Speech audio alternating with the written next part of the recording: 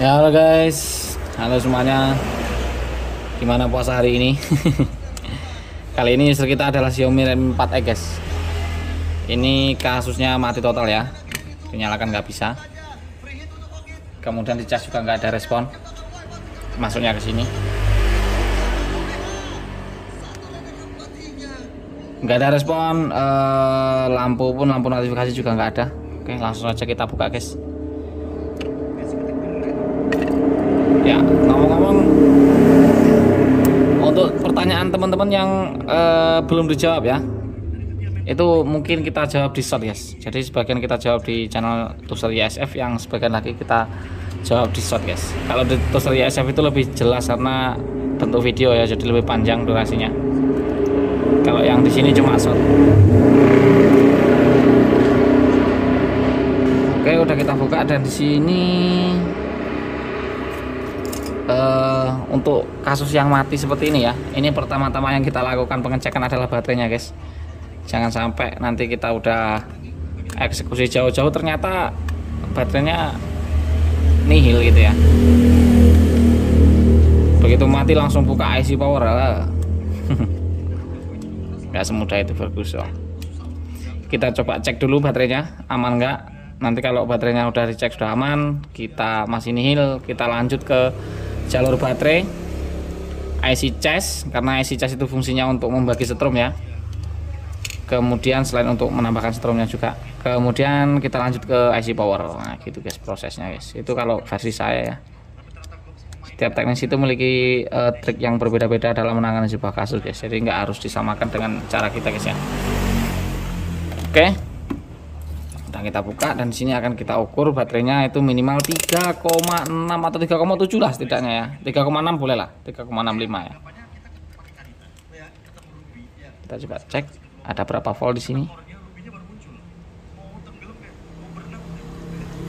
2,8 ini belum bisa guys ya untuk menyalakan sebuah ponsel. Jadi minimal itu harus 3,6 lah, 3,7 bisa. Nah, ini 2,8 volt. Jadi ini pertama yang kita eksekusi adalah baterainya dicas menggunakan power supply guys. Jadi caranya sangat simpel sekali.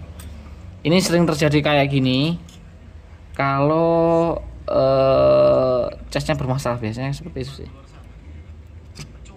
Jadi baterainya ini drop total, jadi nggak bisa dicas menggunakan USB lagi, harus dicas menggunakan power supply seperti ini. Dan power supply-nya penampakannya seperti ini guys. Power supply-nya seperti ini. Nah, di sini kita kasih 4 volt atau 3,8. Ini power supply mulai rada error. Ini ampernya naiknya segitu. Jadi ini kita akan naikkan lagi sampai, nah ini mungkin 4 voltnya di sini baru guys. Nah, ini ampernya naik. Nanti kalau udah turun kita naikkan lagi voltnya. Kalau udah ampernya udah turun kita naikkan lagi sampai di sini nanti terisi 3,7 guys ya. 3,7 atau 3,65 itu udah boleh lah. Tapi kita kasih minimal 3,7 lah untuk kali ini ya. Oke, kita lanjutkan lagi videonya nanti kalau ini udah terisi baterainya guys. Nah, ini kita kasih volt yang lumayan tinggi dan ampernya udah sekitar gitu guys ya. Sekarang waktunya kita cek. Ini udah hampir 5 menit kayaknya ya. Kita coba cek ada berapa volt di baterai ini.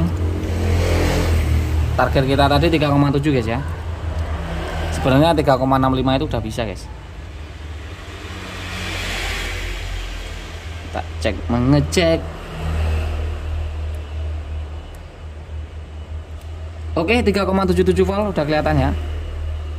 3,77 volt. Ini harusnya sih udah bisa nyala guys, kalau memang dia mesinnya normal ya. Kalaupun nggak normal, setidaknya kita tahu ada notif getar kayak atau apa kayak.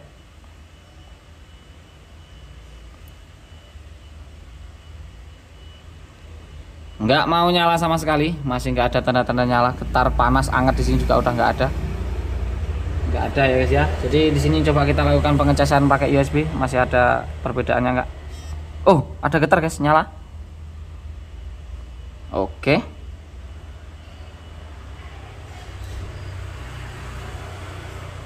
Cuma logo Mi. Kita tunggu ada presentasi baterai atau enggak. Kalau ada presentasi baterai biasanya ini yang masalah nggak ada masalah loh, ini normal ini mesinnya ini, ada presentasi baterai ini, harusnya mesinnya normal guys ya. Oh mungkin ini guys, tombolnya ini guys ya. Gini kondan fokus kita bikin manual, kita coba cari. Nah di sini guys kelihatannya mungkin tombolnya ini yang bermasalah. Kita akan coba bersihkan tombolnya guys ya. Jadi kita coba bersihkan seperti ini guys. Jangan lupa dicabut baterainya dulu. Setelah baterai dicabut, kita bisa congkel ini tombol damnya guys.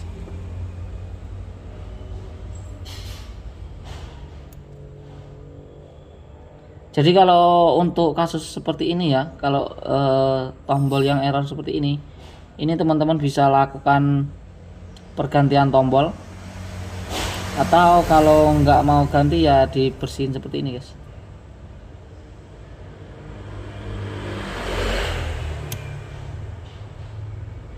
Kita buka, istilahnya dioperasi guys.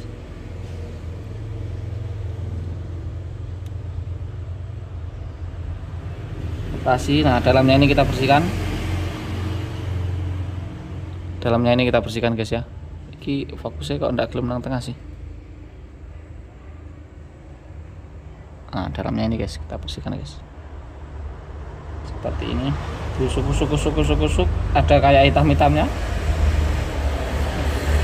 Ini nggak perlu sampai dibuka brak, soalnya nanti pengaruh ke ininya guys, tombolnya guys. Tombolnya nanti jadi nggak siset kalau dibuka brak gitu ya. Jadi memang kayak gini ya. Nanti kita konfirmasikan ke user mau yes ganti tombolnya, nggak larang guys, cuma 15.000. Kita coba. Bismillahirrahmanirrahim. Iya, dan sekarang udah mau getar dan mau nyala logonya guys. Jadi kasus seperti ini memang kita harus ekstra hati-hati, nggak boleh buru-buru guys ya.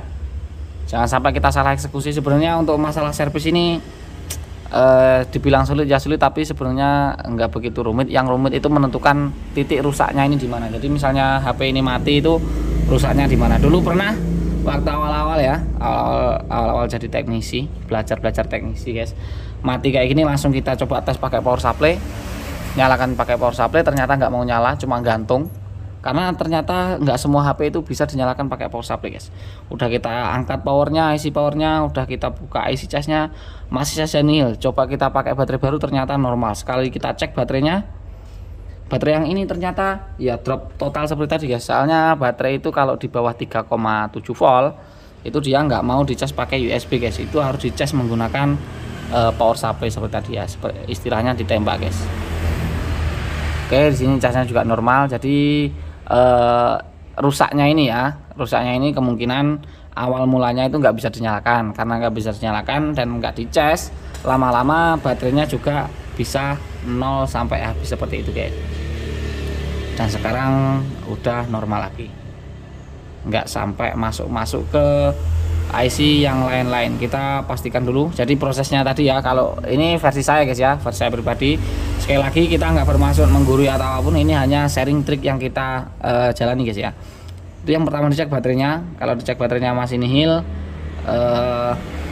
ya cek kayak tadi, colokin ke cas itu ada respon atau enggak. Kalau dinyalakan itu walaupun nggak ada respon tapi di sini ada anget, itu berarti ada masalah lain.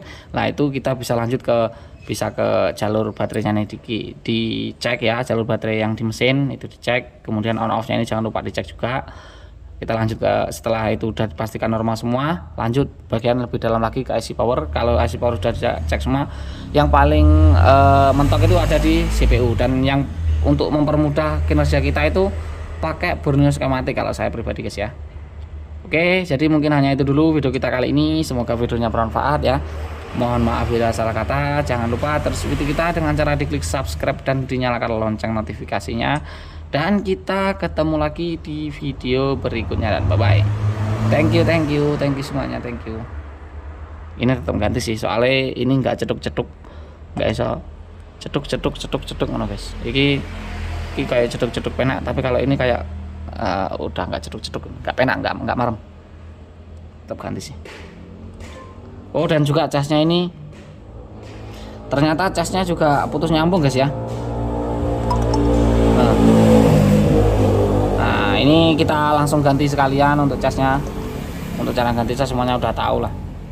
Tuh, putus nyambung ya guys ya. Ini harus ganti juga. Oke, bye bye. Kita ketemu lagi di video berikutnya. Bye bye. Thank you.